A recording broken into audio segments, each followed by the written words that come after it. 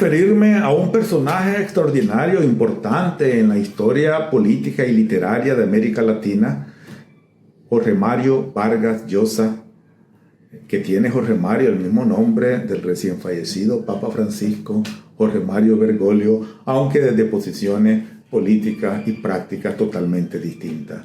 Jorge Mario Vargas Llosa nació en Arequipa en 1936 y falleció en Lima en el 2025 a la edad de 89 años. Y fue un prolífero escritor peruano que también obtuvo la nacionalidad española en el año 1993 y de República Dominicana en el año 2022. En realidad, Vargas Llosa fue prolífero y diverso novelista, cuentista, ensayista, dramaturgo, y estuvo siempre presente en los espacios públicos de la comunicación social, expresando sus opiniones políticas y también literarias. En realidad, él estudió Derecho, licenciatura en Derecho en Perú, y también obtuvo un doctorado en Filosofía y Letras, pero se dedicó desde 1952 al periodismo y desde la década del 60 a la literatura con buen suceso. Llegó a obtener el Premio Nobel de Literatura en el año 2010. Fue, junto con Gabriel García Márquez, con Juan Rulfo, con Julio Cortázar, con Alejo Carpentier, con Miguel Ángel Asturias, parte de ese boom latinoamericano, esa abundante producción literaria de la década del 60, abundante y comprometida producción literaria con la identidad latinoamericana. Y resulta ser el último de esa generación que ha fallecido. En su juventud, Mario Vargas Llosa simpatizó con las posiciones de izquierda, con los movimientos populares, con el Partido Comunista de Perú. Fue propagandista, divulgador de las ideas del marxismo y también apoyó de manera comprometida a la revolución cubana en la década del 60.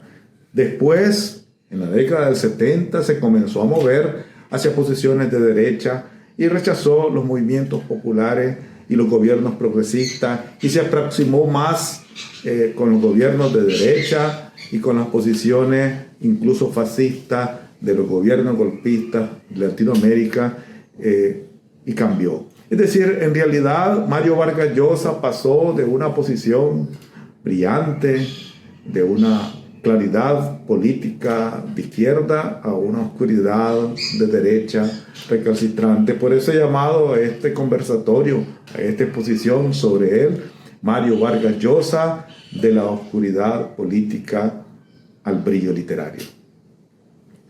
Y entonces ese movimiento, ese cambio de actitud, bueno, es un cambio de pensamiento y de práctica, pues puede ser criticable, pero yo no me quiero referir al Mario Vargas Llosa, que también fue candidato a la presidencia del Perú en el año 1990 por un grupo político de centro derecha, y que en el año 2021, cuando fue incorporado a la Academia Literaria de Francia, Academia Francesa de la Lengua, algunos intelectuales se expresaron de manera pública en un rechazo a esa incorporación, señalando que este personaje era de ultraderecha y que ensuciaba el buen nombre de esta prestigiada Academia Francesa de la Lengua.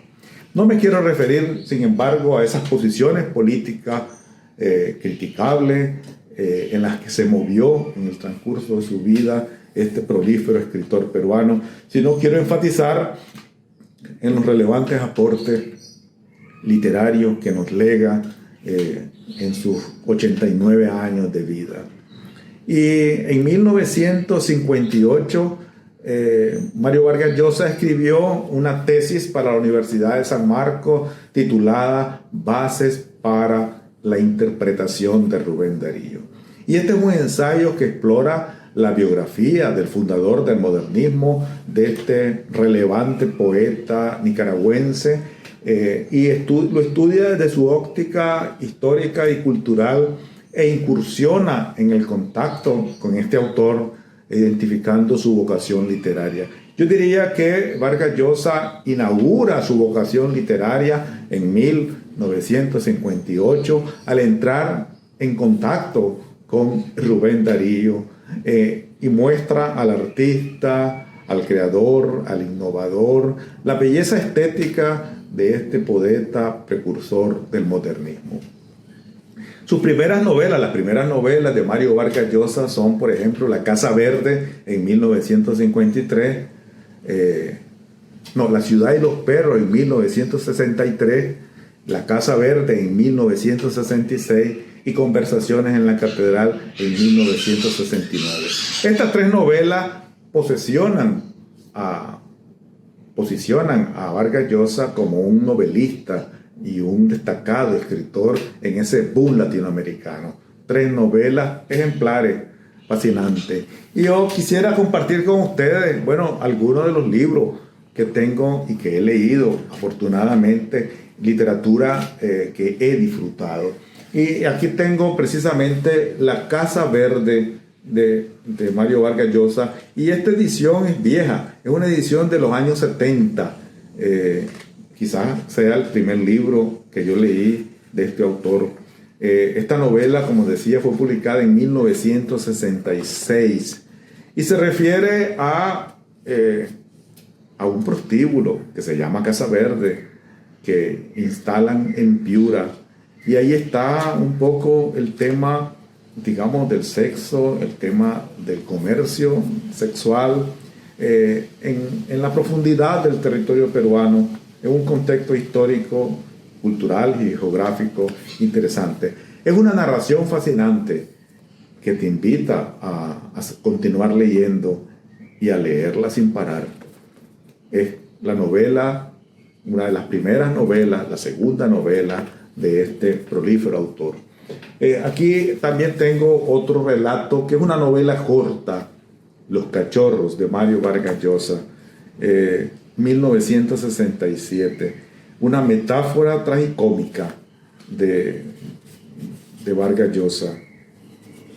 Comienza diciendo: todavía llevaban pantalón corto ese año, aún nos fumábamos, entre todos los deportes preferían el fútbol y estábamos aprendiendo a correr olas, a zambullirnos desde el segundo trampolín del terrazas, y eran traviesos, lampiños, curiosos, muy ágiles, voraces. Ese año, cuando Cuellar entró al colegio Champañán, hermano Leoncio, ¿cierto que viene uno nuevo para el tercero A, hermano? Sí, el hermano Leoncio, apartado de un manotón el moño que le cubría la cara, ahora a callar. Apareció una mañana, etcétera, etcétera. Y aquí quiero referirme que Mario Vargas Llosa, en su niñez, en su juventud, estudió en un colegio de los hermanos cristianos de La Salle. Y ahí tuvo una experiencia lamentable. Intentaron violarlo. Un religioso, uno de los maestros de esa época, intentó violarlo.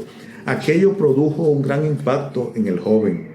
Un gran impacto que lo llevó de ser creyente a no creyente. Por eso es que su vida después se desarrolla como un hombre agnóstico, no se compromete con ninguna creencia religiosa, y aquel impacto, aquel trauma, aquella circunstancia que ocurrió en su vida, en su niñez, lo marcó para siempre. Bueno, aquí hay otro libro que incluye estas dos novelas de Vargas Llosa, Los Jefes y Los Cachorros, y narra precisamente sobre la tiranía de la violencia del Perú de aquel entonces. Es narrada aquí con una gran maestría, como suele ser siempre el autor.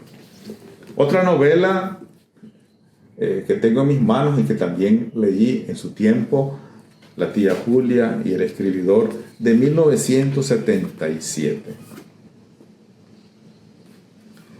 Y dice: la tía Julia y el escribidor se nos aparece como el relato de una educación sentimental que es a la vez el aprendizaje de la vida, el del oficio de escritor y el de los sentimientos adultos y el desarrollo de la propia personalidad en una sociedad concreta cuyas coordenadas se sitúan con certerísima precisión.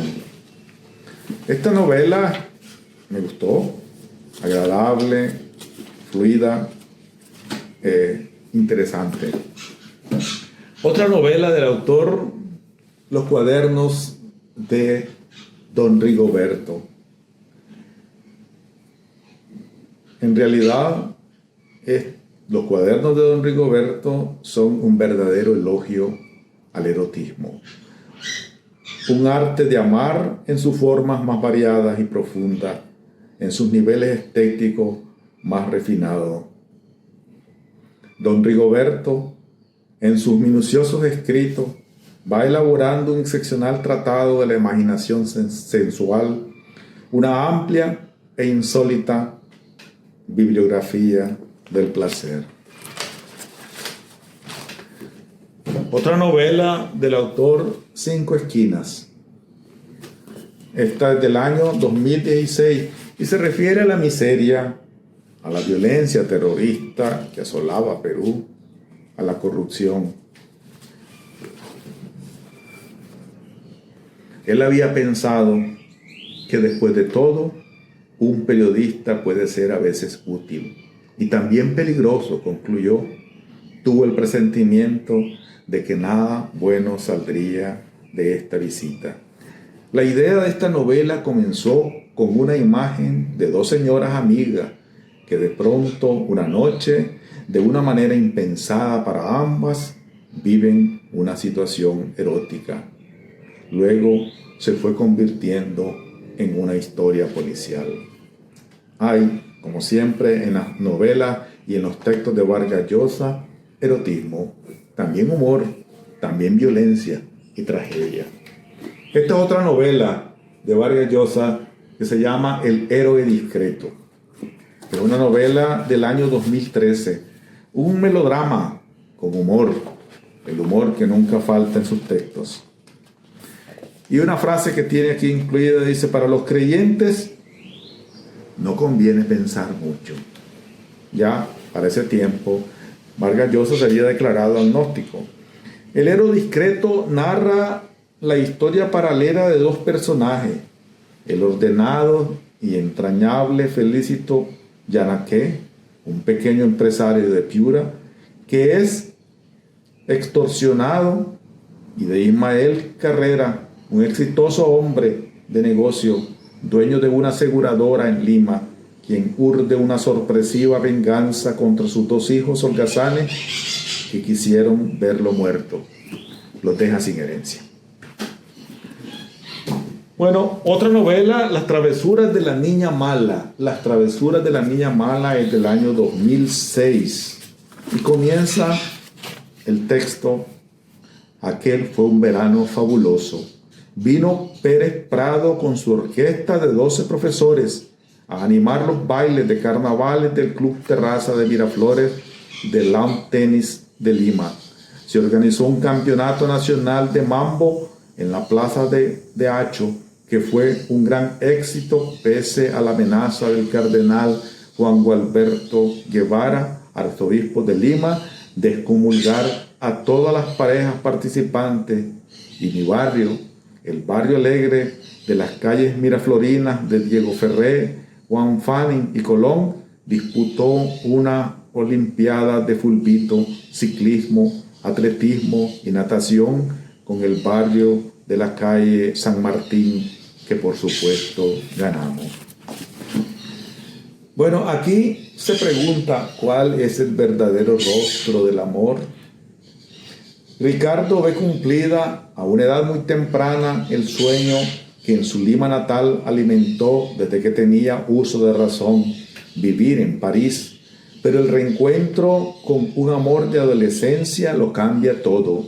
La joven, inconformista, aventurera, pragmática e inquieta, lo arrastrará fuera del pequeño mundo de sus ambiciones. ¿Cuál es el verdadero rostro del amor? ¿Lo sabes? Aquí también hay un grupo de textos de Vargas Llosa que son artículos y ensayos. Artículos y ensayos donde él revela su posición política, sus opiniones que, como decía, fueron evolucionando en el tiempo de una izquierda comprometida, fue pasando a una derecha moderada y después casi a posiciones fascistas en el oscurantismo político en el que se acogió. Uno de los textos donde recoge publicaciones, ensayos, artículos de distintos diarios, es precisamente La civilización del espectáculo. Y cuando leía este libro me acordaba de otra autora, Susan Sontag, que habla precisamente del espectáculo como diversión, la tragedia, el dolor humano vista como espectáculo. Aquí el autor dice, entre otras cosas, dice: el espectáculo, dice Devoró, es la dictadura efectiva de la ilusión en la sociedad moderna. En realidad todo es espectáculo, y ahora todo se vuelve espectáculo también en las redes sociales, espectáculo transitorio y temporal que dura 24 horas. Dice: ya no existe criterio objetivo alguno que permita calificar o descalificar una obra de arte. En la actualidad todo puede ser arte y nada lo es según el soberano capricho de los espectadores. ¿Han oído ustedes, por ejemplo, el arte posmoderna, a veces absurda, a veces repugnante, exótica, inesperada, y es considerada arte y aparece en las exposiciones y en los museos? Otro libro de esta categoría, Carta a un joven novelista, también son ensayos, escritos cortos, diversos del autor.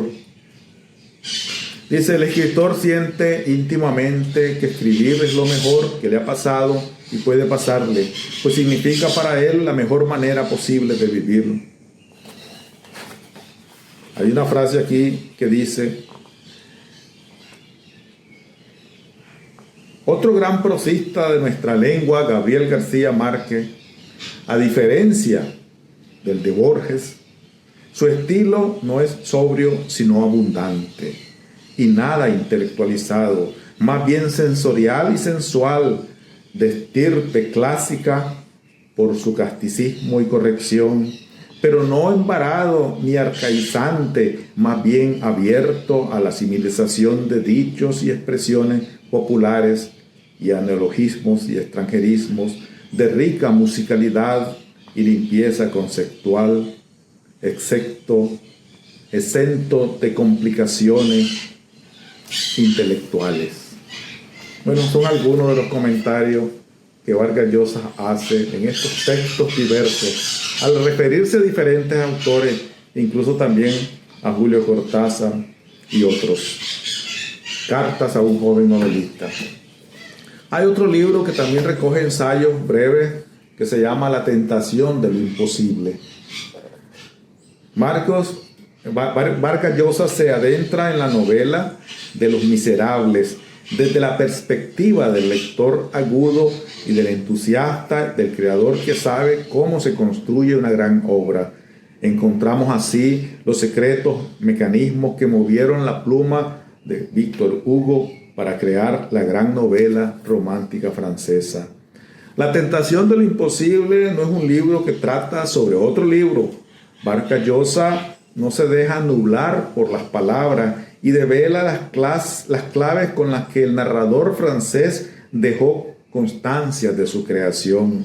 Nos descubre sus huellas que hablan de Víctor Hugo, escritor y político, y ante todo humano, un personaje más de la novela que sabe disfrazarse de narrador o de protagonista. En realidad es el principal personaje de esta novela, Los Miserables, un clásico de la literatura francesa del siglo XIX. Otro libro donde también Vargas Llosa recoge artículos diversos, El lenguaje de la pasión. El lenguaje de la pasión, y habla de varios temas. Dice, por ejemplo, Sartre escribió que las palabras eran armas y que debían usarse para defender las mejores opciones. Otro comentario que hace, dice: desde el punto de vista de los orígenes, la doctrina y la tradición, en la doctrina y en la tradición no hay religiones modernas y primitivas, flexibles o inflexibles, democráticas y autoritarias, todas, incluido el benigno budismo, que parece la más gaseosa de todas las creencias, son dogmáticas y autosuficientes, convencidas de poseer una verdad absoluta y la autoridad moral necesaria para imponerla a los demás, aunque sea mediante baños de sangre. Dios los cría, dice el título de este ensayo, incluido en este libro, El lenguaje de la pasión. Bueno, ahora quiero referirme a 3 novelas más y quiero confesarles que son las que más me han gustado, las que más he apreciado. Y aquí no hay que confundir, ¿son las mejores novelas de Vargas Llosa? No, cada quien escoge lo que le gusta. Para mí son las que más me han gustado, las que más he disfrutado en este recorrido por la obra de Vargas Llosa durante casi 4 décadas. Una de ellas es El paraíso en la otra esquina. Esta es una novela del año 2003. Y en la novela hay 2 vidas. La de Flora Tristán, que pone todos sus esfuerzos en la lucha por los derechos de la mujer y de los obreros, y la de Paul Gauguin, francés, el hombre que descubre su pasión por la pintura y abandona su existencia burguesa para vivir en Tahití en busca de un mundo no contaminado por las convenciones. También Paul Gauguin estuvo en una bonita isla de Panamá, en el Pacífico, en 1887, la isla de Taboga, que tuve la oportunidad de visitar y ver ese pequeño monumento que los panameños en la isla pusieron en ocasión de aquella visita memorable de este destacado pintor francés postimpresionista Paul Gauguin. Es una novela agradable, fascinante, a mí me gustó. Otra novela que también aprecié mucho y me gustó fue La fiesta del chivo. La fiesta del chivo fue publicada en el año 2000 y se refiere precisamente a República Dominicana. En La fiesta del chivo, la esperada y magistral nueva novela en aquel momento de Vargas Llosa, asistimos a un doble retorno. Mientras Urania visita a su padre en Santo Domingo, volvemos a 1961, cuando la capital dominicana aún se llamaba Ciudad Trujillo. Allí un hombre que no suda tiranía a 3 millones de personas sin saber que se gesta una maquiavélica transición a la democracia. Aquí se relata, digamos, varios personajes históricos. El impecable, implacable general Trujillo, apodado El Chivo, y el sosegado y hábil doctor Balaguer, sempiterno presidente de la República Dominicana. La fiesta del chivo, una novela histórica en el contexto de República Dominicana. Otra novela también que me gustó mucho es esta novela, El sueño del Celta. Y la aventura narra una novela que empieza en el Congo en 1903 y termina en una cárcel de Londres, una mañana de 1916.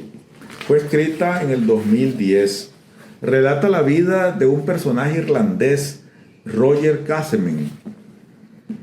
Casement fue uno de los primeros europeos en denunciar los horrores del colonialismo. De sus viajes al Congo belga y a la Amazonia sudamericana quedaron los informes memorables que conmocionaron a la sociedad de su tiempo. Estos 2 viajes, lo que ahí vio, cambiarían a Casement para siempre, haciéndole emprender una travesía, en este caso intelectual y cívica, tanto o más devastadora, la que lo llevó a enfrentarse a una Inglaterra a la que admiraba y a militar activamente en la causa del nacionalismo irlandés. En realidad, aquí está enfatizado el nacionalismo irlandés y aquella famosa rebelión de Semana Santa del año 1916. Es una novela agradable, me gustó, me permitió asomarme a una época histórica que a veces no comprendemos. Bueno, ese es Vargas Llosa, algunas de sus obras.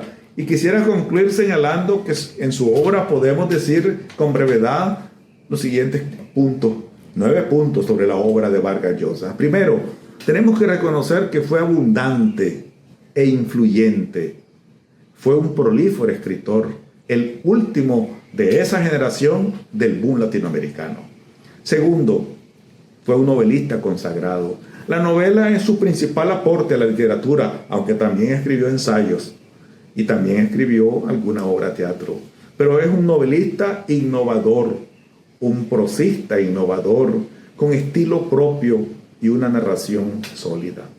Tercero, sus obras tienen rasgos históricos y sociales y políticos, y se ubica en distintas épocas, principalmente relacionadas a América Latina y al Perú. Cuarto, en ellos incluye temas diversos: el amor, el erotismo, el sexo. Hay humor, hay tragedia, el poder, la violencia, la corrupción y también la identidad peruana y latinoamericana. Quinto, incorpora vivencias personales. En realidad, a lo largo de sus textos hay experiencias que él traslada a distintos personajes. Tienen rasgos autobiográficos o por lo menos de alguna de sus experiencias vividas como parte de la ficción. Sexto, fusiona lo real y lo imaginario, la verdad y la mentira. Son mentiras verdaderas.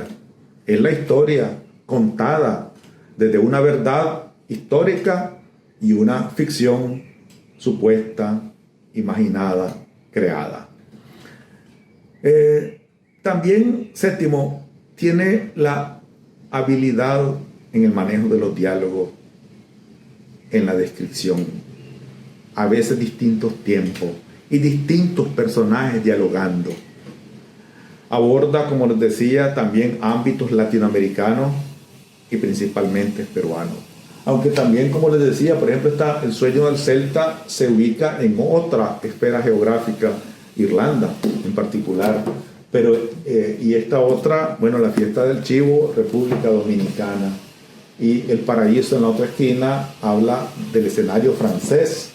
Pero cuando vamos, por ejemplo, a El héroe discreto, o Las cinco esquinas, o Los cuadernos de don Rigoberto, o La casa verde, etcétera, el escenario, o Los cachorros, el escenario es peruano. Y finalmente, un comentario final es que en realidad Vargas Llosa es capaz de saltar de un tiempo a otro, y muchas de sus novelas están en 2 o 3 tiempos distintos, que el autor invita al lector a ser activo y a poder ubicarse en los distintos escenarios del tiempo.